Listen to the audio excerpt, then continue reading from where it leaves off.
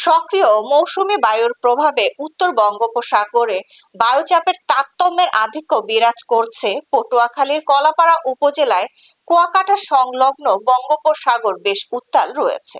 বিস্তারিত থাকছে সৈয়দ মোহাম্মদ রাসেলের প্রতিবেদনে। বিগত দিনের তুলনায় বাড়ছে সমুদ্রের ঢেউয়ের তীব্রতা। এদিকে উপকূলীয় এলাকায় টানা গুড়ি গুড়ি বৃষ্টিপাত অব্যাহত রয়েছে। এতে ভোগান্তিতে পড়েছে সকল শ্রেণীর মানুষ। চরম দুর্ভোগে রয়েছে শ্রমজীবীরা। অস্বাভাবিক জোয়ারের পানি প্রবেশ ও টানা বৃষ্টির পানিতে তলিয়ে আছে আমনের বীজতলা। দুশ্চিন্তায় রয়েছে বর্ষাকালীন সবজি চাষিরা। এদিকে উপকূলীয় এলাকা দিয়ে ঝড়ো হাওয়া বয়ে যাওয়ার শঙ্কা করছে আবহাওয়া অফিস। তাই কলাপাড়ার পায়রা সহ দেশের সব সমুদ্র বন্দরকে ৩ নম্বর স্থানীয় সতর্ক সংকেত দেখিয়ে যেতে বলা হয়েছে। আবহাওয়া অফিস বলেছে, মাছ ধরা ট্রলার সমূহকে উপকূলের কাছাকাছি থেকে সাবধানে চলাচল করতে হবে।